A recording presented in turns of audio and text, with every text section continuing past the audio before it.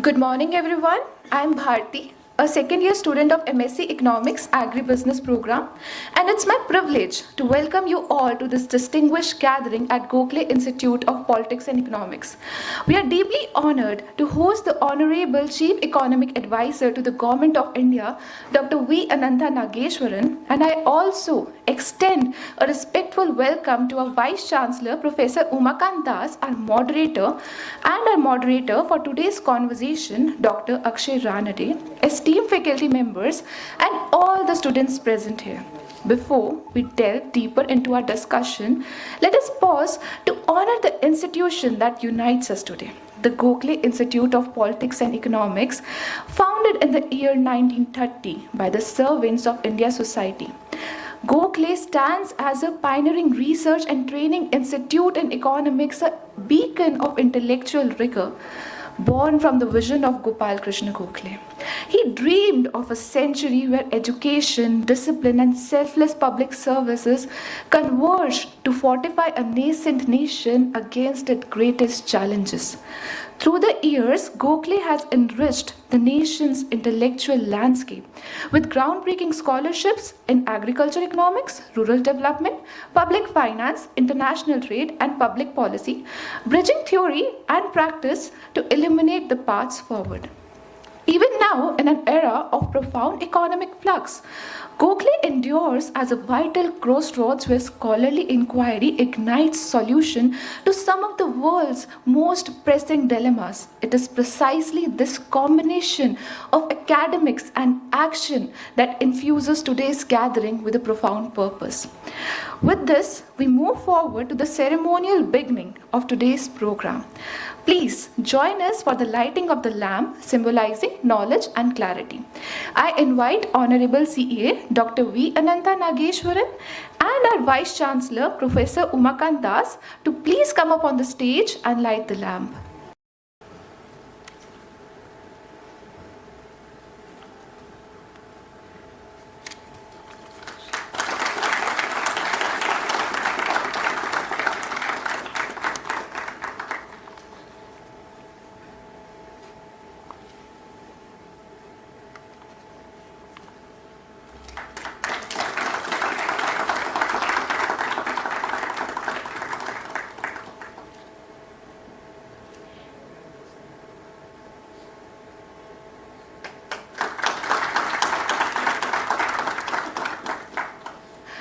Thank you, sir. And now, with great respect, we introduce the distinguished guest of today's program. It's my honor to welcome Dr. Venkatraman Anantha Nageswaran, the Chief Economic Advisor to the Government of India. An alumni of IIM Ahmedabad with a doctorate from the University of Mauritius Amherst, Dr. Nageswaran has held leadership position at UBS, Credit Suisse, and Julius Baer. He has written extensively on macroeconomics, finance, and policy, and his books including Can India Grow and The Rise of Finance continue to shape the public discourse. We are honored to host him at Gokhale Institute of Politics and Economics. To formally honor our distinguished guest, may I now request our Vice Chancellor, Professor Umakant Das, to felicitate the Honorable Chief Economic Advisor. Sir, can you please come up on the stage? Professor Umakant Das serves as the Vice Chancellor of Gokhale Institute of Politics and Economics and is widely respected for his scholarship in health systems, equity, and development policies. His 3 decades of academic and administrative experience span at IIT Madras, IRMA, and international institutions, marked by influential research, collaborative projects,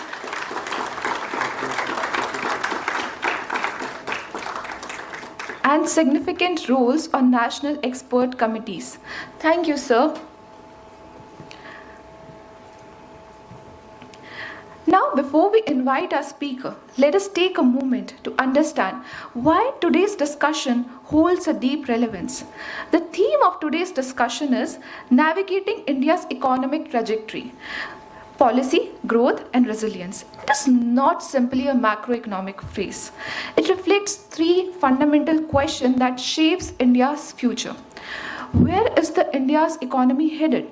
What choices we should make to sustain the growth? How do we build resilience in the world of uncertainty?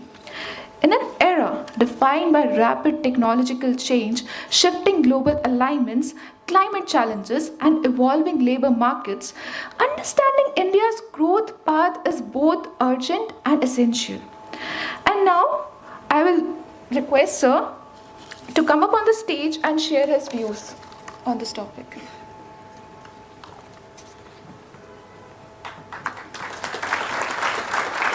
Respected Vice Chancellor, Professor Umakant Dash, distinguished faculty members, my dear students, ladies and gentlemen, friends, I thank you profusely for inviting me to your august institution.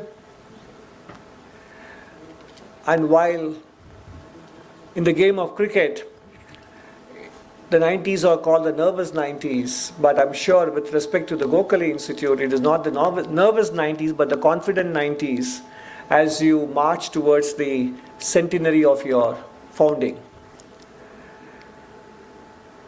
And therefore, having had a brief glimpse before I came to this hall of the illustrious and rich history, and it is a profound sense of awareness of the great men and women who walked on this soil and who contributed enormously to the emergence of an independent country. And therefore, it is indeed a privilege, an honor, and good fortune to be able to walk on the same soil and be there in the same hallowed portals of this institution even for a few hours with all of you. And I deem it a great honor, and thank you for giving me that opportunity. So I have a few thoughts to share, and a visual aid is always useful to leave some thoughts with you. And if I do steal a few minutes of your Q&A time, I hope you don't mind. You won't mind that. So, in my brief interaction with the faculty members a few minutes ago, I was saying that we are at a very important juncture in the world affairs at this point. And I think each and every one of us have a certain role to play, which is what would enable India to handle this phase and emerge stronger, not only during the phase, but at the end of it as well, as we look ahead to the next 100 years.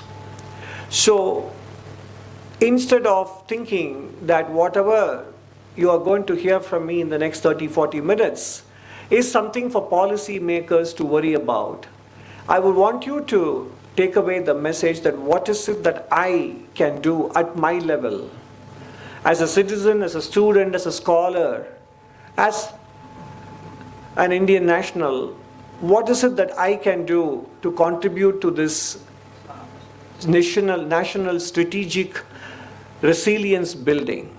And that is something that I want you to reflect on as you listen to the next 30-40 minutes of what I'm going to share.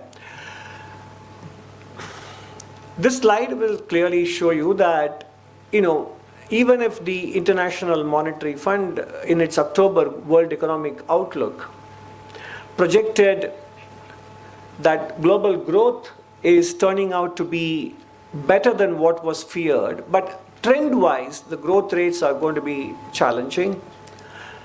Developed countries face a lot of debt burdens. Developing countries are recovering from the COVID-inflicted loss of years in education for children and the public debt that they took on to provide stimulus in those 2 years, etc. As a result, growth is going to be at a premium. And along with that, there are perceptions that are built over the years, and it is not just because of the current incumbent in the United States presidency office, but it's also something that many other countries have felt, that despite the emergence of WTO, which was a fairly egalitarian institution because one country gets one vote regardless of size, yet the last 25 years have seen that the global trade order is not loaded in everybody's favor, but in some few countries' favor. And therefore, and one country has been able to take full advantage of it ever since it joined the WTO in December 2001. Which is why trade restrictions predate the arrival of the 47th president. If you look at the European Union, 80% of its trade actions are directed at one country. And therefore, trade restrictions are going to be with us, both tariff and non-tariff. And naturally, therefore, being able to achieve export growth and the targets we have. Can I get some hot water? Hot water. Therefore, to be able to achieve the export targets that we have in our mind will take a lot of effort, and we focus on a single-minded focus on quality, on marketing, on competitiveness and innovation. Uncertainty, business schools and business professors will keep repeating to you about the VUCA world, which is fine, but you capture it in the uncertainty index, which reached new highs. And the current administration in the United States seems very comfortable with unleashing uncertainty because they want to remake and re-engineer the world, because they think the way it has evolved in the last 25-30 years hasn't gone well in their favor. Now, it is not the time or the occasion for us to sit in judgment over whether it is normatively right or not. All hegemons obviously will take care of their interest. And since we have not been in the hegemonic position, it is difficult for us to say how we will have behaved. So, therefore, let us keep judgments aside, but hegemons would try to preserve their role and dominance, and therefore, it is important to learn from what they are doing and see how they are remaking the world again to their advantage. Whether it will succeed or not is for the moment beside the point. But it also shows that the speed of decision making and the willingness to let go of sacred cows is something we should learn from what they are doing. And the uncertainty, therefore, is natural consequence of that. And that is what will also have its implication at the bottom of ground level on investment decisions, on hiring, and therefore on economic growth, which is what you see on the right side. Now, this is something I picked up in 2020 during COVID. I don't know who Mr. Albert Gallo is, but this slide which he put out on the internet is a good one. And the pink colored boxes are very prophetic. He predicted in 2020, barely a couple of weeks,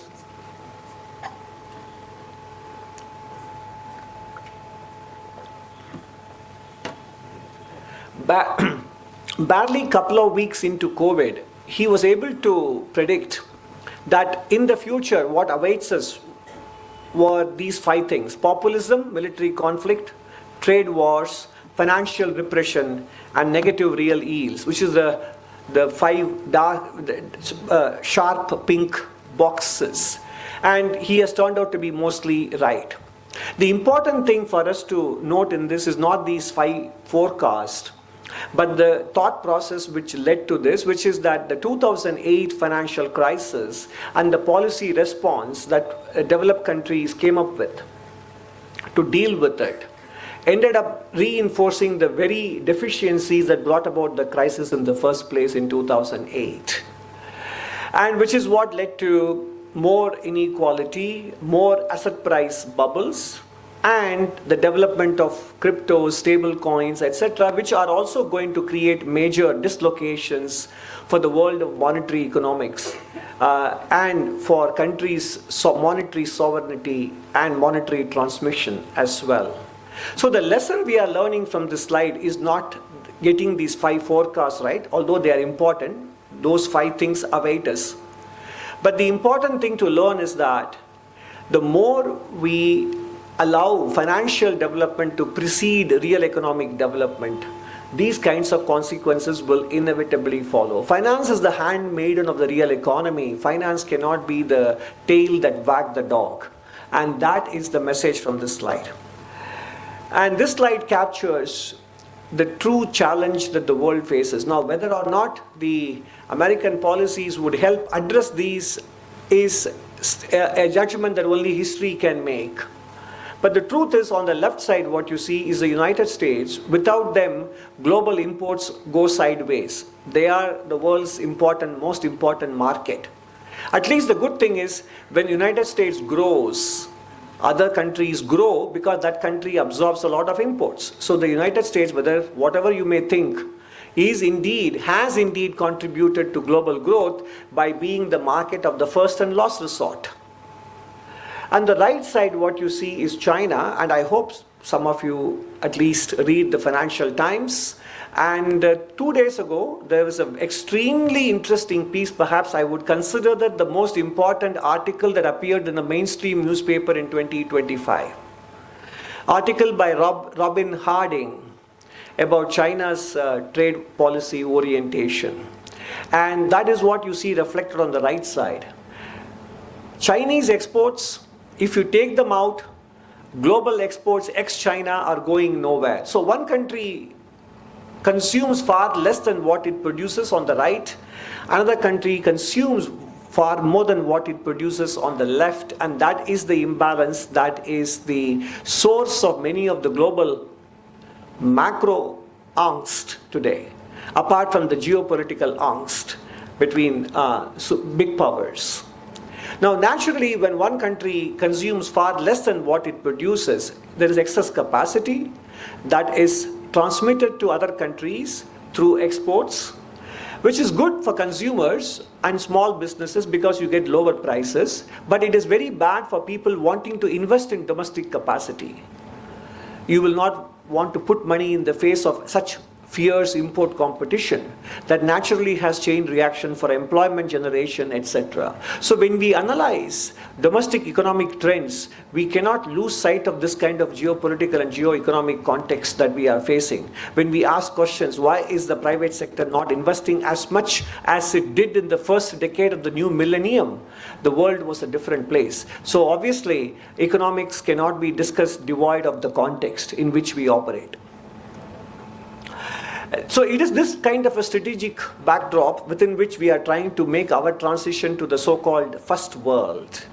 So in the economic history of 20th century, only few countries made that transition successfully, and coincidentally, all of them happen to belong to East Asia, and in particular, Northeast Asia. Japan, followed by Korea, Taiwan, Singapore, Hong Kong, etc. Excepting Japan and to some extent Korea, the others are really small, very small. Some two are city-states.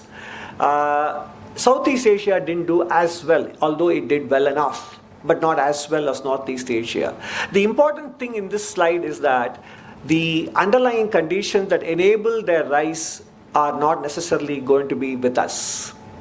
America was a very big benefactor for these countries in more ways than one.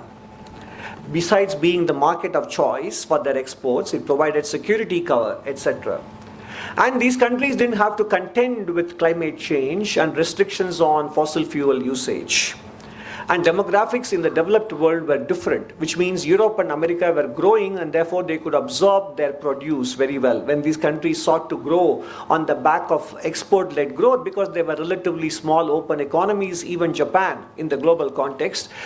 They were able to export to countries which were growing, basically Europe and the US. And that is not the case now, which is why I said at the beginning, growth is going to be at a premium because these countries are now facing high debt burdens and aging demographics in Europe and North America.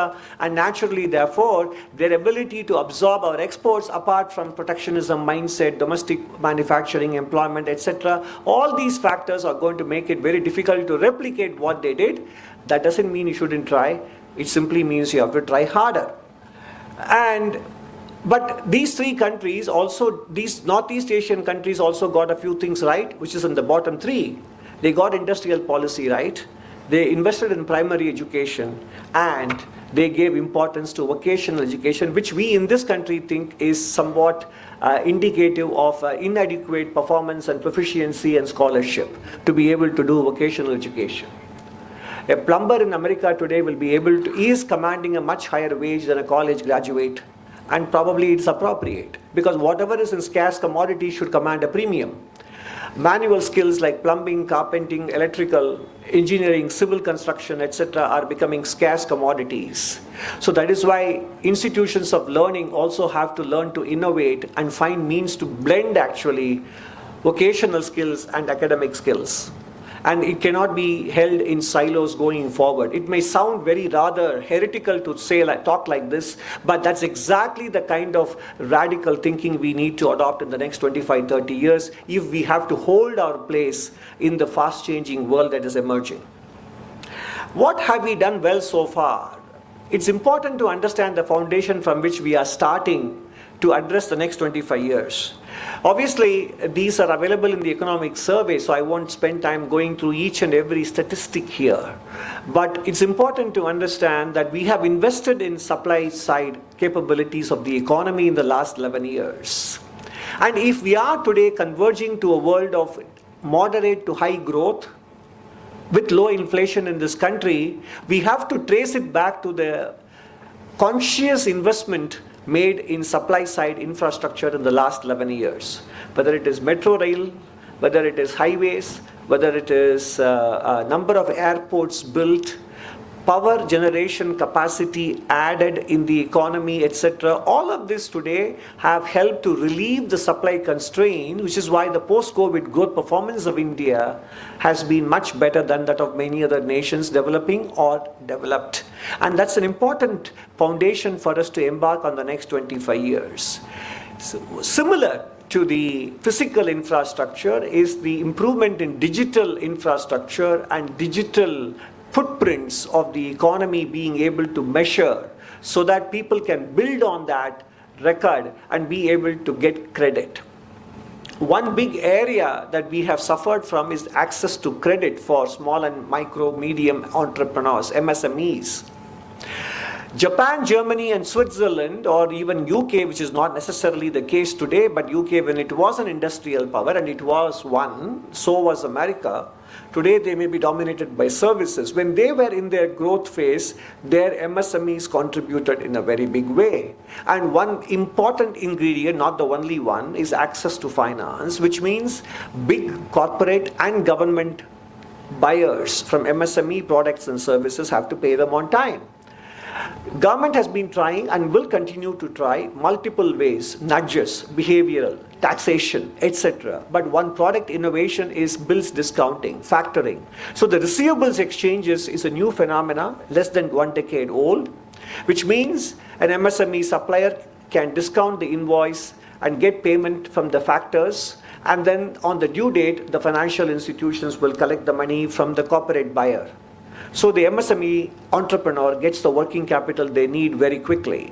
But their bargaining power with the large corporate buyer is quite limited. Naturally, they will find ways to delay payments. And this one takes care of that. And this is something which we have made big progress from nothing, 1,000 crores, 7 years ago to 2.4 lakh crores now. And the formalization of the economy brought about by digital infrastructure, brought about by the MSME Udyam portal, introduction of the goods and services tax, and the physical connectivity have shown in the annual survey of industries in terms of the overall formalization of the Indian economy. Formalization doesn't simply mean that you count them in the GDP or you collect taxes from them. It also means access to finance, access to markets for these entities. And more recently, just about a couple of months ago, the goods and services tax 2.0 is an important contribution. A lot of people think that the government has supported demand. It is true. Government has supported domestic demand because rate reduction puts more purchasing power in the hands of the public, which is true. But as students of economics, you will also appreciate that any demand stimulus is also an investment stimulus, because corporates invest only when there is demand visibility. So the direct tax relief provided in the budget in February, the indirect tax reform along with the rate reductions in September, both of them are not just consumption stimulus, but they're also investment stimulus. Now, are these enough? I outlined the challenges. I outlined some very small, few examples of what we got right in the last several years, decade or so. But what are the important things? And I'm not going to go through all of this in the next 20 minutes that I have. But I will share some of the key ones. And again, if you haven't done so yet, and I hope not, I hope you have done so already, but still, I would recommend that you go through chapter 5 of the economic survey published in July 2024 and January 2025. And these are discussed in great detail in these two economic surveys, at least if not earlier. The key challenge and the foremost challenge is energy transition. I mentioned earlier to you that East Asian countries, which successfully made a transformation or transition from third world to first world, didn't have to worry about using fossil fuel, but we have to, for our own reasons. Environmental pollution, which we see in the winter months, including in this city and in Delhi, everywhere. So we need to cannot grow on the same basis as developed countries did. If India were to aspire for the per capita vehicle ownership of the United States, our roads will be at a standstill forever. So we do have to invest not only in public transportation, which we are doing, but we also have to invest in last mile connectivity, etc., which we haven't done as well as we have invested in public transportation. And we should not fight shy of ideas like congestion pricing. And usually, when governments come up with measures like this, it is the people like us, the middle class, who protest. That is when we sacrifice public policy goals for selfish goals. And that is why I said each one of us should think in terms of what is it that we can contribute to India's challenges. And net zero transition, which we have promised by 2070, is something that is fraught with a lot of complexities. We need to undertake a diversification from fossil fuel, no doubt, but not necessarily with a view to emit less carbon. Because even if we become a developed country by 2050, our emissions per capita will be 1/3 of the developed countries' emissions today.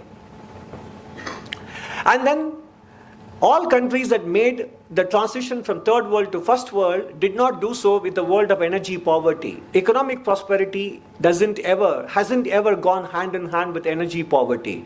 In other words, you will consume more energy as you try to go from a lower middle income country to an upper income country. And therefore, we need to be very mindful of how we do this transition. And I would encourage you to read Ed Conway's book, The Material World, which came out in 2022. And this particular blog post of his, or Substack post of his, in December 2023 is an excellent capsule of the book, The Material World.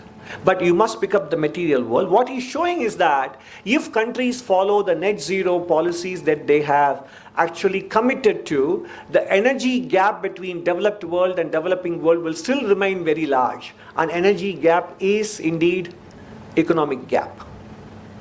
So you cannot therefore afford to inflict upon yourself energy poverty and still hope to achieve economic prosperity. And that is the message of this slide. And these are his words, not mine, taken from that post.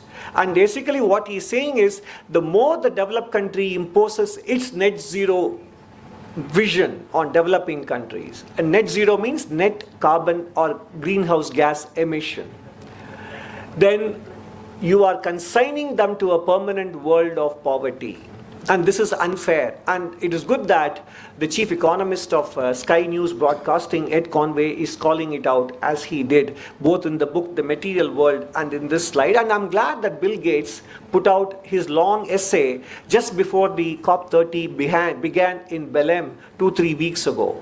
And he talks about the trade-offs involved in pursuing net zero and energy transition and other economic and health goals, which probably should be taking greater priority. Again, coming from him, it would carry some weight in the global policy circles.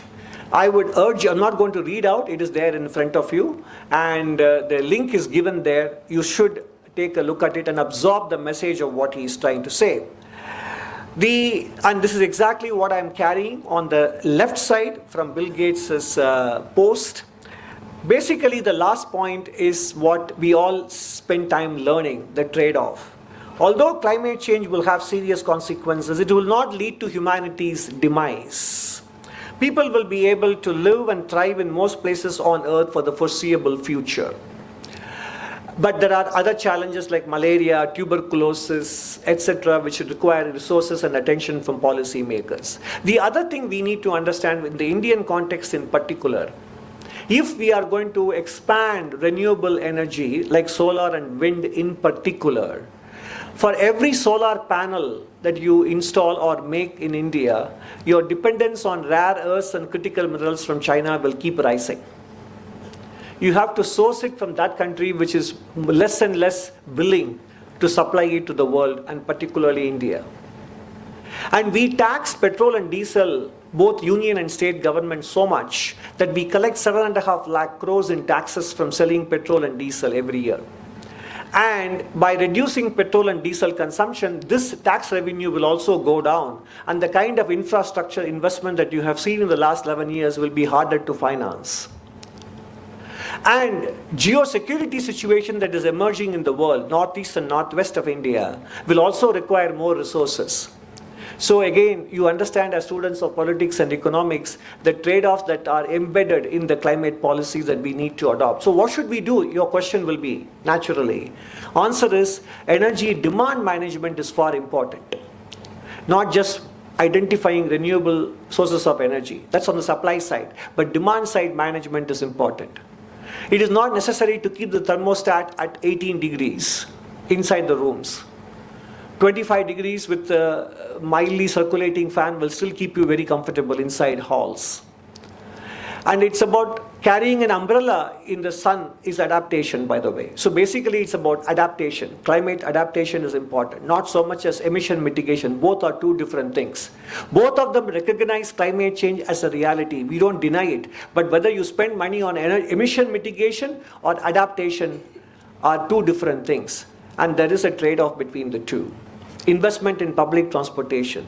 Diversifying into non-fossil fuel means not just solar and wind, but nuclear, hydro energy. All these things matter. Apart from investing in R&D for potential moonshots in battery storage and carbon capture, etc., which we should continue to do. So there are ways in which we need to sequence our policies with respect to climate change. I would urge you, after this session is over, to go and visit the website bbc.com and search the Netherlands grid renewable energy bbc.com on your internet browsers, and there'll be a story that appeared in bbc.com website 2 months ago, or October maybe. It is a case study in your public policy classes. Netherlands today is employing a film actor to appeal to its citizens to use less power between 5 p.m. and 9 p.m. A developed country, a first world country, which was the leader in installing solar energy on rooftops, is now pleading with its people use less energy because their grids are unable to take the fluctuation in excess supply during daytime and no supply of solar energy during nighttime. So investing in rooftops or solar energy generation without investing in grid is wrong sequencing. And investing in grid requires more money. And what happened in Spain on April 28 tells you that you have to have a backup power. And none of this comes for free. If you have to install 1 megawatt for every 1 megawatt of solar power, 1 megawatt of fossil fuel backed power, then what are you trying to do as a country with has so many investment requirements?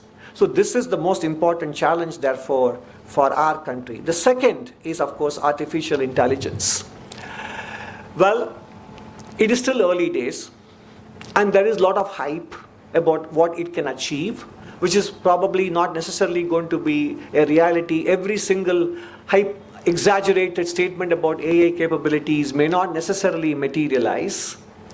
And that is why it is important that the current bubble in AI stocks in the US may have to deflate before we all can take a sober understanding of what it can achieve and what it cannot achieve. Because right now, in order to justify the investors' faith in AI stocks, the AI company leaders are giving an exaggerated impression of what it can do, and some of it is frightening to those of us who want a job or who have a job. So, in some sense, this bubble is distorting the narrative on its impact on labor market, which is, so therefore, we shouldn't be so overly allowing ourselves to become anxious on the basis of the hype that we see. We have to wait for it to go away before a more realistic and sober picture can emerge as to where it will be a threat to labor and where it will be a supplement to labor. The second thing, of course, is again the trade-off issue. India has to find the resources to invest in computing capacity, the GPUs. And of course, the third dimension is about data security and privacy. When Perplexity and Gemini bundle their offering to you as an Airtel or a Jio subscriber, be aware of what you are sharing with them. Your telecom company doesn't give you a clear list of the information that is of yours, which is being shared with them in the process. And that policy has to act on it, but you also have to be aware of it. So there are so many dimensions, and more importantly, while we in the educational institutions prepare our scholars to participate in the world of AI, we should also enable our young people to participate in the world where AI will not be present, which is the world of vocational education and skills. In fact, there is a paper, just to reassure you, which came out in September, an NBER paper. Imagine you are a cook, very good cook in your kitchen. You know where the utensils are, where the spices are, what proportion to mix them, and how your stove behaves. You are very familiar. And you go on a vacation, you take an Airbnb apartment. The kitchen is different, the stove is different, the spices are kept in a different place or it may not be there. And the utensils that you use are different, but yet within one session in the kitchen, you will adapt. That's called the world model. You're able to adapt to the world situation. There is a local model where you are good only in your kitchen. Now, AI is still, thankfully for you, is still very good in local model. AI is still not good in the world model situation, which is why the Facebook or Meta AI head, Lee Kuhn, he has resigned and he's setting up a startup and he wants to train AI in world models. So this paper that NBER put out in September says, in repeated experiments between AI and humans, in world model situations, humans have beaten the AI app every single time. So that should give you a lot of relief and security that you are still having some edge over the AI because you are more adaptable. So in other words, therefore, we shouldn't necessarily become overly anxious nor overly complacent. We need to invest to operate in the world of AI, both in skills, both in resources, and also in regulatory framework, but also be able to diversify our skills. To be able to operate on a farm ourselves and become a farmer or a carpenter or a plumber is not only good for your mental stress, but also is going to insulate you from the vagaries of the job market. And the government is doing that with skilling efforts, which I have listed here.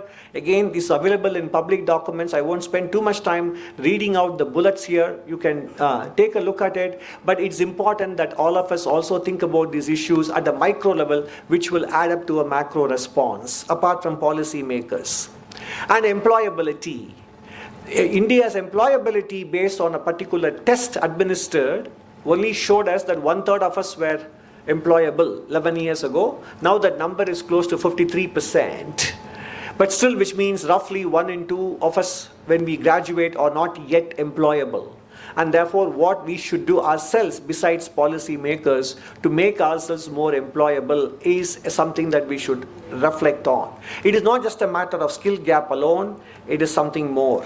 It is about your mental and emotional health. And that you are more responsible than anyone else, apart from policy makers. This statistic is about India and it must bother you. Children under the age of 8 spend about 2 hours per day on screen. Screen usage begins as young as 3 years old.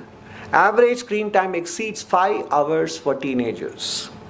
Bulk of the screen time is spent, some of it is spent on useful stuff, but bulk of it is spent on social media and streaming content, making Insta reels and looking for likes and dislikes. Higher screen time affects sleep, academic performance, motivation, and the overall mental health of children. These are India-specific data on empirical study by the Sapien Labs and others. Sapien Lab is in Korea University. And if you are digitally addicted, which is the green bar, you are more likely to be under mental distress and entertain suicidal thoughts. And globally, nations have begun looking at social media, screen time, ban and restrictions until the age of 16. The later you are introduced to social media and have access to smartphone, the more likely you are able to complete your academic studies. The earlier you are introduced, the more difficult it is going to be to complete your academic requirements and be employable as well. So the employability statistic has a direct link to this as well. And Jonathan Haidt, the Stern School of Management social psychologist, wrote this book, The Anxious Generation. And that book says, from 2010 onwards, the anxiety and stress levels of our Gen Z has taken on a different dimension compared to generation that went before 2010, and it is directly traceable to social media and screen time and smartphone usage. So 4 things are important for you to remain mentally healthy, physically healthy. Less screen time, less social media, less use of smartphones, more physical connectivity with the place, and more communication with family members in your native languages, and less consumption of ultra-processed food. That is why the online gaming ban that the government of India did a couple of months ago has very important implications. Imagine sitting in front of a TV screen, doing your online gaming betting, consuming potato chips on the side, and scrolling your phone on screen time. That is the ultimate suicidal combination that will ensure the absence of demographic dividend for this country. And there you have direct responsibility. Policy can only take you thus far. And the answers I gave you, what are all the important dimensions that you need to focus on, is on the left side. And imagine that is the reason why today 65-year-olds have less mental health issues compared to age 18 to 24 population. This is again India-specific research finding, by the way, not just global finding. At the same time, I'm moving away from multiple issues. I said I identified the various policy priorities for India: energy transition, demographic dividend, skilling, AI, mental health, and the more important issue, and this I think policy has an important role to play, is I spoke about the importance of MSMEs in national development. And for that, deregulation has to play a very big role. But it is also a cultural phenomena. And that is what this book by Michael Muthukrishna, a professor at Oxford, I think, if maybe, or Cambridge. I finished reading this book, which is titled A Theory of Everyone. Okay? Now, this particular paragraph in that book is very interesting. It's a situation he describes. You are in a car with your friend. It's a 20-mile zone. Your friend is driving at 35 miles per hour. He hits a pedestrian and the police books a case, and your friend's lawyer tells you are the only witness. If you say your friend was driving at 20 miles per hour, he may get away with a lighter punishment. Will you do so or not? Now, people from Western or Occidental countries said, we are more likely not to lie for our friend. And respondents from Oriental and Middle Eastern countries said, we will lie for our friend and say that he was driving at 20 miles per hour. Now, it doesn't mean that people in these parts of the world are unscrupulous or immoral or unethical, and those are more superior. That's not the message to take away with. After all, if you pose the question very differently, this is about framing. Framing can get you different responses. If everybody in the world, developed or developing country citizens, were asked the question, would you put your family and friends first ahead of public causes? Most people in the world would say family and friends come first, regardless of whether you are a developed country or developing country resident. The same question, when translated into a situation like this, comes up with different responses. So in other words, we as societies, and again I stress, this is not a normative comment. Our societies are much more interested in our kinship, communities, small groups, our networks. That is why we are feudal societies by and large. And there is a very high level of trust within these small groups. You may actually be willing to give crores of rupees as loans by word of mouth within that community. But just outside that community, your willingness to honor the sanctity of contracts goes down dramatically. Which is why most litigations happen in our courts on contracts not honored. Between private sector participants, between public and private sector, we have very poor record on sanctity of contracts. Why? We are very invested in high trust within societies, but low trust without, on the outside. This is the nature of how these societies evolved. Western societies were also like that. They were not too different. But how did they make the transition? And I'm not going to spend my time going into the details, except to suggest to you to pick up a copy of Joseph Heinrich's book, The Weirdest People in the World. WEIRD is an acronym. Western, educated, rich, industrialized, democratic. The Weirdest People in the World was by Joseph Heinrich, evolutionary biologist in Harvard. This book came out in 2020. It's not a very easy book, it's a dense one. But you will understand how the West overcame similar situations by accident, by certain social causes, including the involvement of the church, etc., and how they were able to become high trust societies even with strangers. And why it is important? Trust is important because that is what helps you scale. If you cannot deal with a stranger and both of you be confident that both of you will discharge your respective obligations on the contract, how will you ever scale? Which is one of the reasons why India has too many micro and nano enterprises and too few large enterprises. Scale is a problem. Anything and everything you touch in this country, you have only fragmentation and not scale. And part of the reason is cultural. We are a low trust society, and that has to be overcome.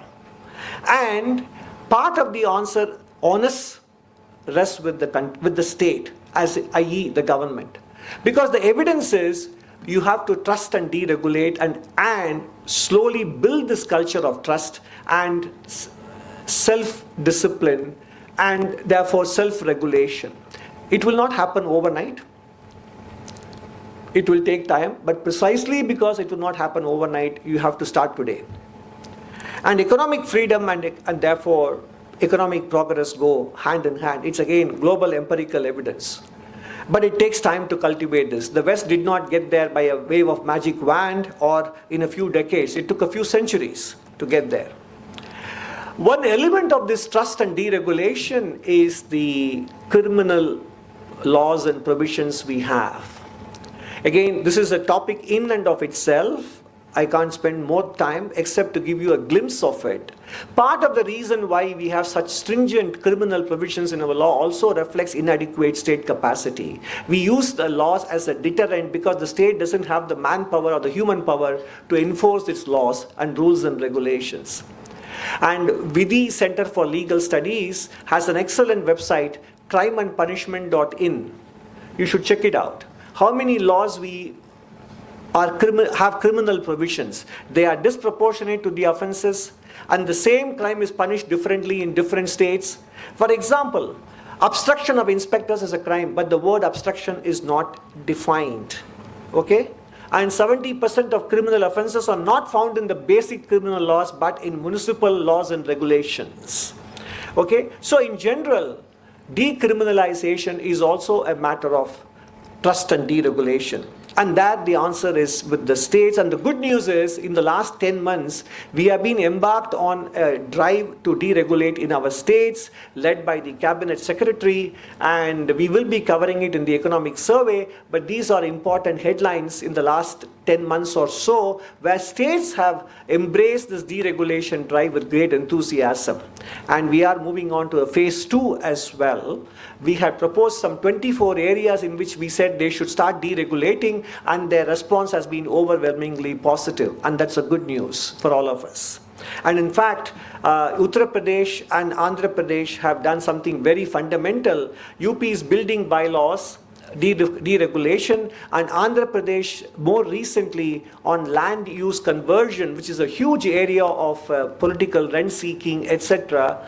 The willingness to make it almost automatic in Andhra Pradesh should serve as a model for other states as well. So the good news here is that states are not resisting deregulation but are willing to try, and that is what is needed if we have to be able to hold our position in the next 25 years in the world. I have already taken 44 minutes. I hope I'll be able to conclude in the next 2 minutes.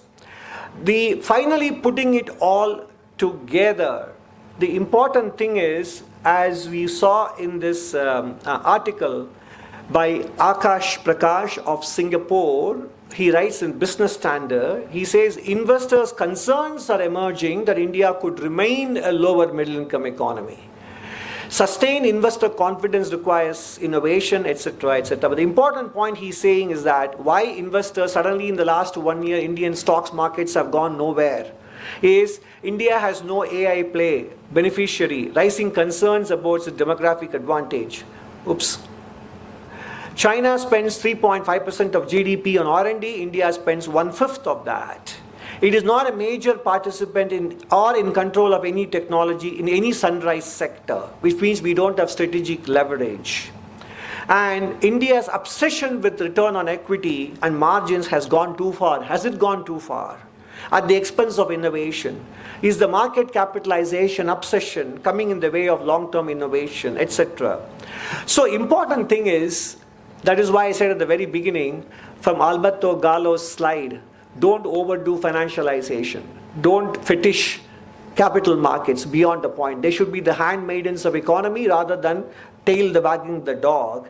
And so we have to think in terms of what is it that we can do to ensure that in the next 5 years, at least in some areas, we have leverage, strategic leverage, and therefore build strategic resilience and strategic indispensability. And if you look at this area of semiconductor, there are 7 activities, and India is not a major player in any of them. And today chips play a role in everything we do, from cars to smartphones to satellites to drones to missiles. And we are not there in that space. This is just one example. Today, for example, President Trump was able to remove some duties on food exports coming from Brazil, and he was as tough on Brazil as he is still on India. But he was forced to remove the import duties on food items from Brazil because he depends on Brazil's food exports. So in other words, it need not be only chip. It could be on your agriculture exports, in which case we have to ask ourselves, are our agriculture policies aligned with that possibility? So ladies and gentlemen, I have given you a lot of food for thought in the last 46 minutes and 47 seconds, as per my phone. The good news is that the glass is half full, and I want to remind you of what I said at the beginning, that we are beginning to address these problems from a position of strength post-COVID compared to many other nations. And our growth rate this year, after yesterday's news of GDP growth of 8.2% in second quarter, we will probably be able to achieve a growth rate higher than 7% for the full financial year. And that will be the 5th consecutive year of good growth post-COVID. And that also signals that we are getting into a phase, and mind you, as we achieve 5 years of good growth, we haven't seen the traditional overheating signs. High import bill, high current account deficit, high inflation rate, they are missing, which is the sign of a sustainable, in an economic sense, sustained non-inflationary growth. If we are able to get to that phase, because we did the hard yards in the last 11 years on supply side investments, on digital infrastructure, MSME access to finance, and more importantly, continuing with deregulation, then if we are able to sustain this for the next 5 years or 10 years, then the transformation will become well and truly a reality, which is what the IMF projects in its World Economic Outlook, becoming 6.6 trillion in 2030-31, and exchange rate depreciating by just about 1% per annum, but don't worry about what is happening to the exchange rate today. It reflects near-term factors where the capital flows are a bit scarce for now into India, and imports require foreign exchange payments, and some of it is also tied to geopolitics situation, the tariff situation. I don't think we should be overly concerned about the rupee's recent weakness. I do believe that in the coming years it will reverse itself. So overall, we are a country with very creditable achievements in the last 30 years, which provides us the platform to take on the next 30 years. But it is not a task, given our size and aspirations, it is not a task that can be undertaken and achieved only by the state. All of us have to play our parts, and I hope I've given you some ideas of where you can contribute. Thank you very much.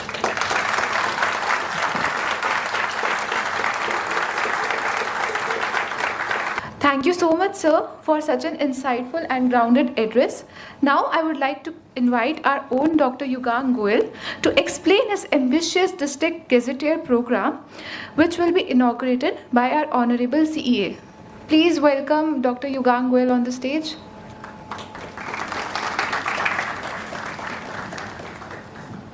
Thank you so much. This was a little unannounced, so I will be very brief. First of all, thank you so much, Anandji, for your absolutely brilliant address. Because this hall is full of students, so I should remind you that you should be, we should take a pause and marvel at the sort of effortless navigation that CEA did between different disciplines across economics and beyond. And that interdisciplinarity and that multidisciplinary thinking to look at economics as a science that engages with so many other sciences must become some sort of an aspiration for many of the students here, and is definitely reflected in the discussion that the CEA delivered.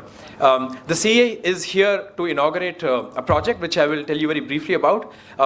The launch is going to happen in Flame University between 2 and 4 p.m. And of course, all of you are most welcome to be part of that ceremony. But in fact, because a soft launch has already taken place, may I encourage all of you to sort of open your browsers and simply go to indiandistricts.in. And so then I will not need to explain the project. I think part of the story of economic growth is that it lies outside the big cities as well.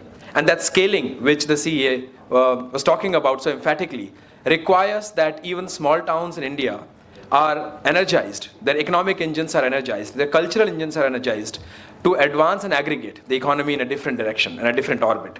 And so what we tried to do is that we collected huge amount of information on the cultural aspects of districts of Maharashtra. Our first pilot is on Maharashtra. And then an enormous amount of data. Development indicators, health, education, agriculture, transport, revenue and expenditure, and so on and so forth. All of this data at the district level is presented as a comprehensive encyclopedia, a digital repository of districts of India. We're starting with Maharashtra. We're launching it today in the afternoon. Extremely honored to have CA launch that later in the day. But I will rest my case here. I will, of course, encourage potential collaborative engagements with Gokhale over time, where students from Maharashtra can help us add more and more information and content and use this database, not just for your assignments, but also to come up with cool, interesting ideas in policy making. So please visit Indian Districts, it's a plural, indiandistricts.in, and I'll rest my case. We are already running short of time, so thank you so much. Thank you so much, sir. We are now moving forward to the moderated interaction. I invite Dr. Akshay Ranade to lead the session. As we prepare for a vital policy conversation, it is only fitting to acknowledge the person who will guide the today's flow. We are honored to have Dr. Akshay Ranade as the moderator of today's session. Dr. Akshay Ranade serves as the director of Shripati Shastri Research Institute of Social Sciences, Pune, an interdisciplinary research institute established in the year 2007 and formally recognized as the grantee organization by the Indian Council of Social Sciences Research. Shripati Shastri Research Institute is committed to rigorous, objective, and academically grounded research across political science, international relations, sociology, history, law, public policy, and cultural studies. Over the years, it has guided doctoral scholars, published monographs and journals, and have undertaken seminars, community surveys, positioning itself as a bridge between academic inquiry and real-world social transformation. As the institute expands its capability, Shripadi Shastri Research Institute aims to play a constructive role in strengthening India's social science broader research ecosystem, contributing to the evidence-based policy and meaningful societal change. We are privileged to have him here to moderate today's session. Thank you. Thank you, Dr. Nageswaran, for a really insightful, and I was about to say that how the entire talk was extremely interdisciplinary, moving from one discipline to other. But I want to take a cue from where you left in terms of projecting a very, it was a positive picture in terms of growth and the way we have had that sustained growth for past 5 years at least. I just want to sort of take that thread ahead a bit. And how much do you think, because you said 7% is what we are expecting. We've revised that from 6.2 to 6.8% earlier. How much of that do you think is, how much of the front loading of exports, how much of sort of some discounted rates that we've got, oil that we've got from Russia, and certain geopolitical factors, quote unquote, which have favored India, how do you think that has participated in that growth story so far? And we've already are closing at least first tranche of deal with US, we are closing there. There are already signs that will be reducing our dependence on Russia. How do you think that picture will pan out? I mean, how much can we discount that element and think about future? Thank you. I think that's a very good question, and obviously it is possible to give a quantitative answer provided one has time, but Sure. I'll have to give you a qualitative answer now. So the question was whether it is just due to front loading of exports in anticipation of tariff, in which case will the second half be lower? And that is why I said 7, because we have achieved 8% in the first half. Second half has to be around 6 plus to be able to achieve 7 plus. So in that sense, I am already taking into account the possibility that there was a front loading, and second half will probably see a little bit of tempering of the export growth that we saw in the first half. So I'm accounting for that. And second, you asked about how much of it is due to discounted crude oil, etc. Again, the fact is global oil markets are very well supplied right now, regardless of whether we were, and the discount we got from Russia kept getting narrower this year. So, and oil prices in any way in the open markets are very low right now. So I don't think it is going to become a headwind for us from being a tailwind. And compensating for the possibility that export growth in the second half of the year may be a little tougher. But the good news is that I hope that is where the GST rate reductions and process improvements and the deregulation initiatives will all accumulate to offset at least partially, if not fully, the potential export drag that may come because of the tariff related situation continuing. So in that sense, I'm comfortable that we have taken into consideration some of the advantages of the first half may not being there.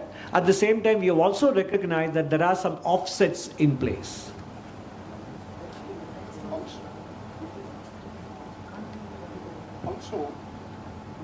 Yeah. One thing that also, which is probably is going to add to us, maybe not in the short run, but in the long term, is something that government has announced very recently about the labor codes. And I think that is, by some accounts, it's as significant as GST. By some accounts, it may sort of exceed that significance. We've been expecting these labor reforms to come through at least since 2000s, but how do you see that panning up? Because something that I think that adds to your focus on manufacturing as well, something that we've been trying to do that. Can you spend some time in terms of what government is thinking about it, how it's going to roll out? And more importantly, there is already political sort of signaling about its dissatisfaction about certain aspects of labor codes as well, the rationalization of it. How do you think is government planning to sort of operationalize those, and what do you see the long-term implications of that? No, again, it's a very multi-layered question. First of all, I start with the reverse question. Some sections you said were not happy with some elements of it, etc. And that stems from, as usual, partial or incomplete or no reading of the underlying situation and just going by the headlines. Because the labor reforms or the labor code, as you correctly put, has been talked about by successive governments of different political backgrounds, but none of them really took the effort to sort of bite the bullet, so to speak. And this government passed the law in 2020 and has notified them now 5 years later. That also speaks to the political economy of the labor market in the country. But that said, it is fallacious to say that it is favoring, let's say, employers at the expense of workers, which is not the case. If anything, it actually codifies and grounds worker rights on safety, on contractual job offering, on certain minimum wages, on occupational health and safety, etc. In all these dimensions, whatever was there on an informal basis and scattered with different definitions, etc., across different labor laws, they're all brought into one place. So it actually strikes the right balance between worker rights and worker responsibilities and employer rights and employer responsibilities. And more importantly, I would like to point out that we should not posit this labor code as some sort of a trade-off between employers and workers, but it is about balancing the rights of those who have a job with the right to have a job. It is between job holders and job seekers. The more we tilt the playing field in favor of those who have a job, then you are actually tilting the playing field against those who want to have a job. Because by raising the compliance cost, we will be forcing employees either to wind down their business or relocate elsewhere or take capital intensive mode of growth.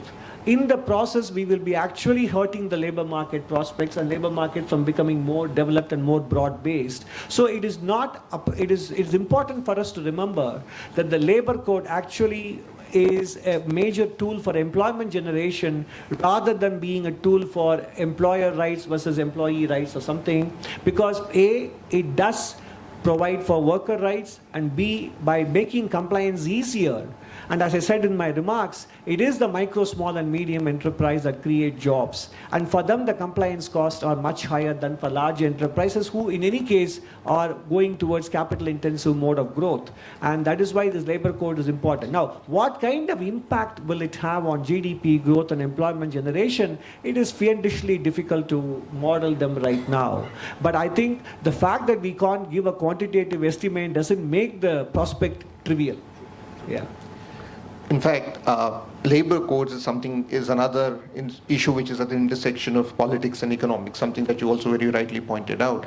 There is another issue which is again at the intersection of politics and economics. It is often said good economics is bad politics. And you also very rightly referred to Alberto Gallo's prediction about countries turning more and more populist. Essentially after the shocks of COVID and so forth. Which brings me to ask you this. We've seen some elements of populism used by state governments in run-up to elections. We have seen that in Maharashtra, we have seen that right now in Bihar, that there is an attempt to use economic policy for electoral advantage. Do you think that is also an instance of populism going a bit too far?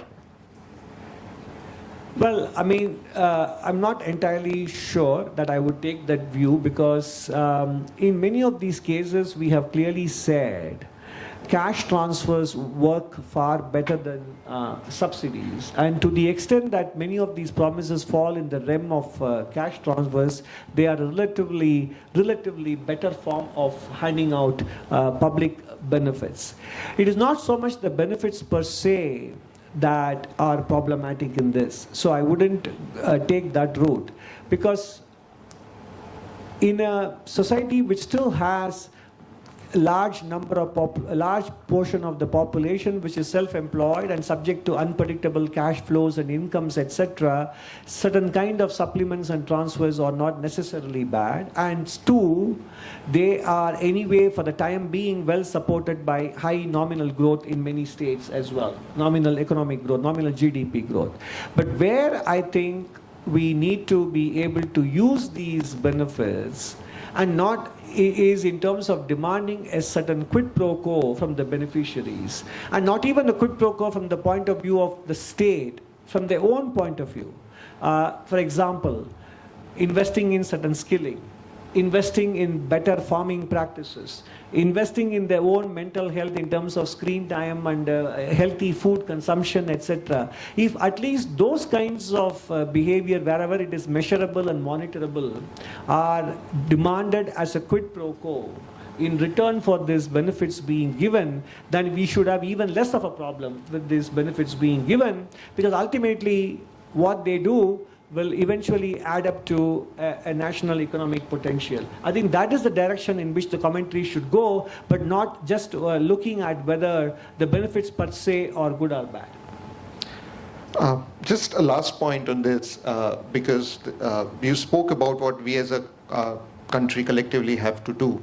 And we are moving towards we want to move towards a manufacturing-driven economy. Even now when there is made in India, we know a lot of it is actually assembled in India. So when we're sort of talking about manufacturing and making India manufacturing and sort of escaping the fear that we'll always be in a middle-income country, what are those some of the very critical issues about India presently that you feel must be directly addressed or that keep you awake at night, probably, that these are certain fault lines? I mean, fair enough. I think we did touch upon them in the course of the remarks. One is, of course, the investment in research and development, which is very low. And that is, I would say, it is not the state that is at fault, it's the Indian private sector, which I think has to pull up its socks a long way. On the R&D side. I think that's why my allusion to the Akash Prakash article in Business Standard, where he speaks about this quarterly earnings culture adding to the overall sense of myopia. Yeah. And then the other dimension is, apart from innovation and R&D, is with respect to manufacturing, is the reduction in the burden of compliance cost on small and medium enterprise. The third dimension is we have to, which we are doing by the way, is to looking at the inverted duties, whether it is sales tax or whether it is customs duties on intermediate goods and primary goods and capital goods, because that is what goes into the finished goods manufacturing. And if we make them costlier, then we are actually scoring some self goals there, and that also has to be a constant endeavor, that primary, intermediate and capital goods do not have inverted duty structures.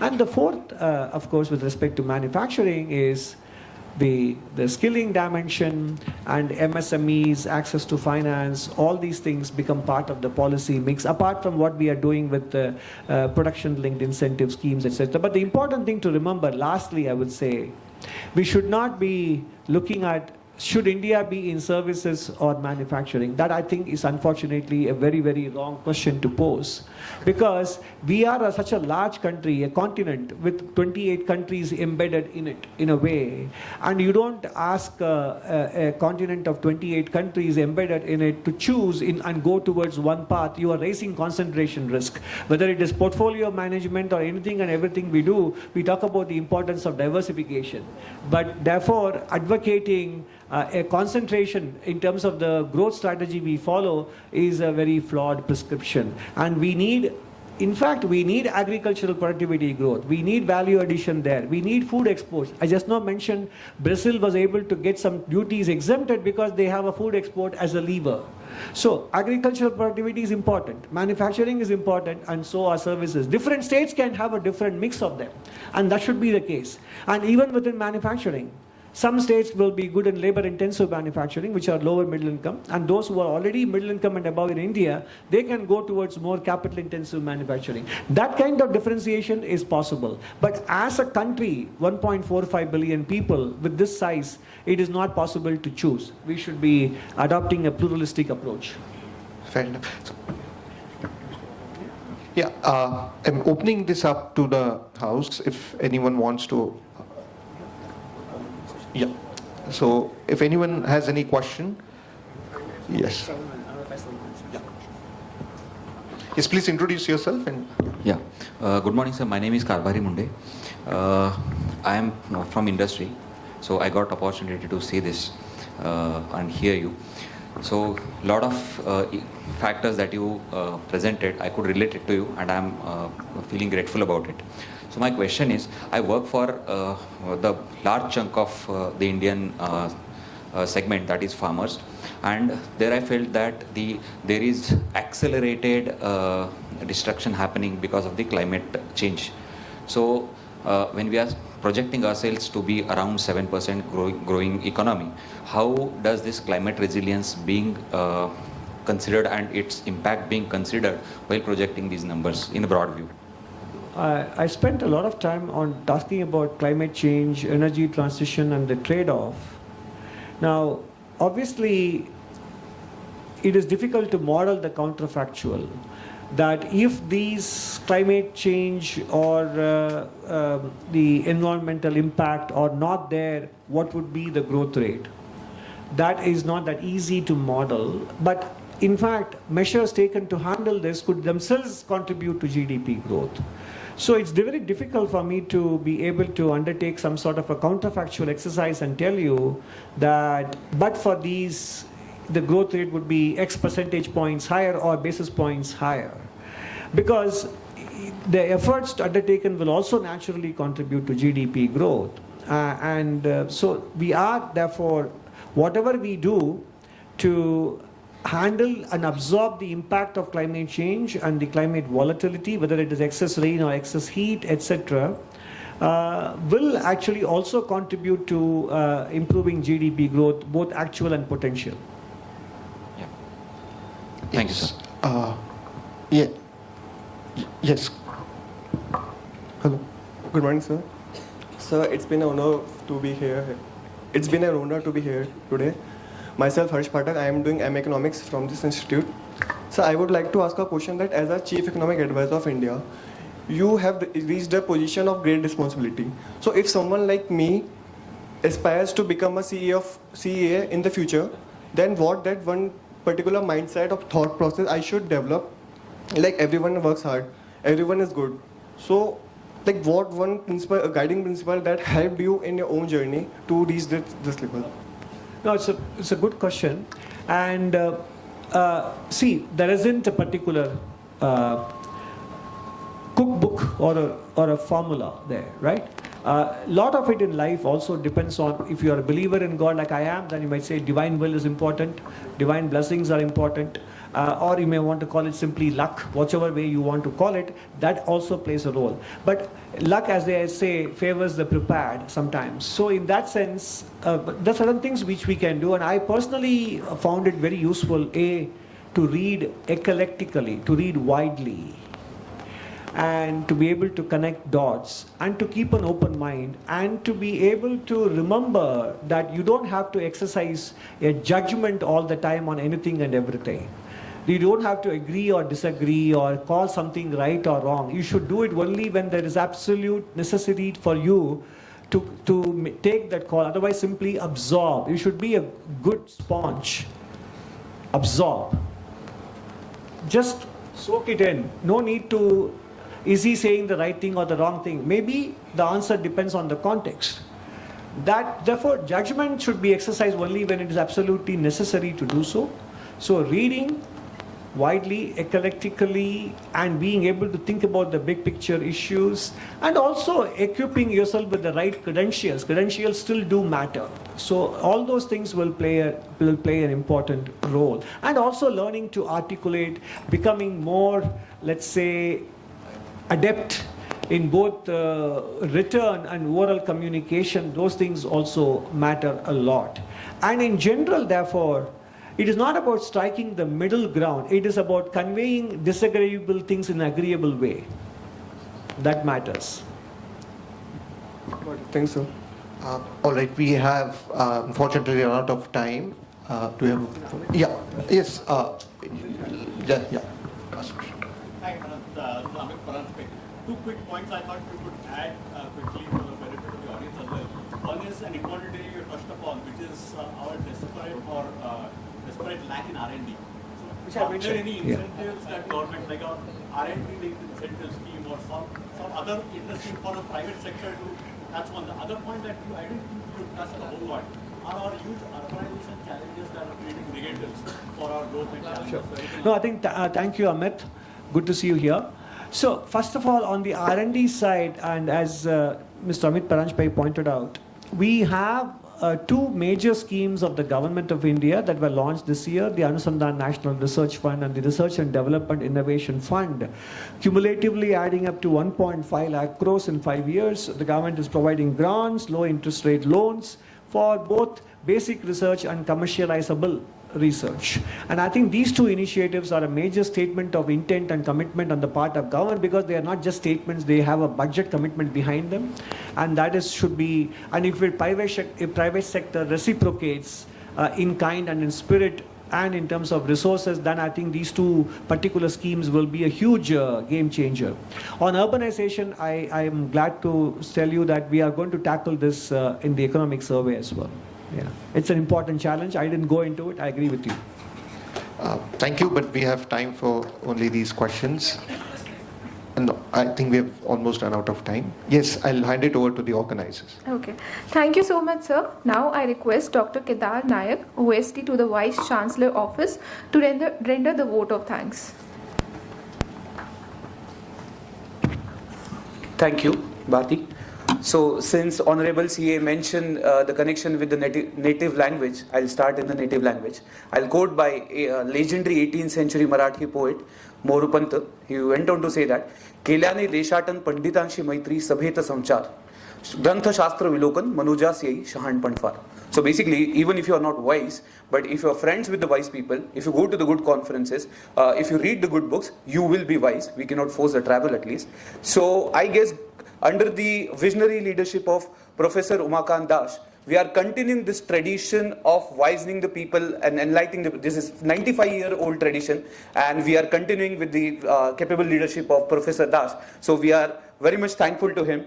I also thank our own Yugang Goel because he was quite instrumental in keeping things together. I also thank Dr. Akshay Ranade, Director of Shripati Shastri Research Institute, a good friend of mine, for having such insightful questions and taking such good conversation ahead.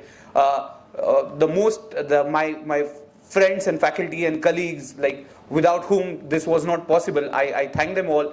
I thank all my students, and this was essentially organized for you, and as one question mentioned, that you it served the purpose, that is.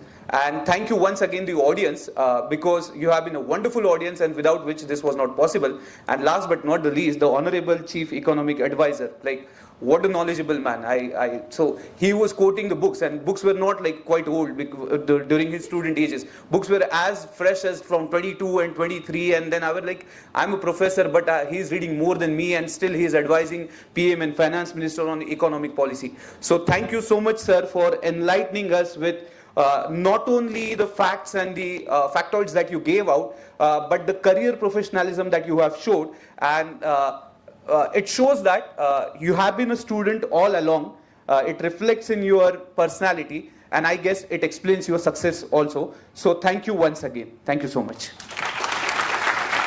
So now I request everyone to raise for the national anthem, please.